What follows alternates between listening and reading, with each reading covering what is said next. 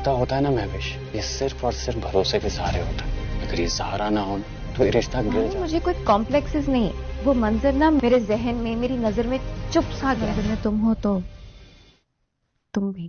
مہوش نے تو جب سے بہلور اور زحیل کو ایک ساتھ دیکھا اتنا بڑا ہنگامہ کھڑا کر دیا. زحیل کے گھر والے بھی واقعی ہی اس فہمی کو حقیقت سمجھنے لگے تھے، کہ مہوش کی اسٹیپ مدر اسے بار بار یہی کہہ رہی تھی کہ اسے ضرور کوئی غلط فہمی ہوئی ہوگی. مہوش کو تو اپنی محبت پر یقین ہونا چاہیے تھا. بہلور کی اسی سینسٹیویٹی کی وجہ سے بہت جلد زحیل کو بھی اس سے نفرت ہونے لگے گی.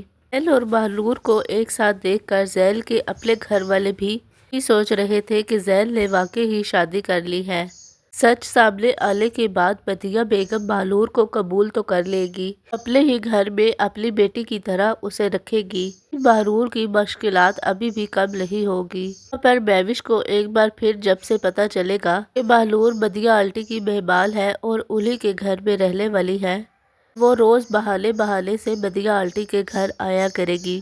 مہوش جب زحیل کے آنے کے بعد اسے ملے گی، اس سے بھی یہی بات شیئر کرے گی اور اسے بتائے گی اس نے بہلور اور زحیل کو ایک ساتھ پہلی بار دیکھا تھا وہ بہت گھبرا گئی تھی. زحیل اسے یہی کہے گا کہ تمہیں مجھ پر اعتبار کرنا چاہیے تھا، اگر تم نے مجھے دیکھ ہی لیا تھا تو تم میرے پاس آ کر مجھ سے سب کچھ پوچھ لیتی. ایک روز جب بہلور اور زحیل آپس میں بات کر رہے ہوں گے تو ایل اسی وقت وہاں پر مہوش پہنچ جائے گی. مہوش اب باتوں ہی باتوں میں بہلور کو یہ بات برقرار دے گی کہ اس کی نظر اس پر ہمیشہ رہے گی. نور اب اپنی پڑھائی پھر سے سٹارٹ کر دے گی.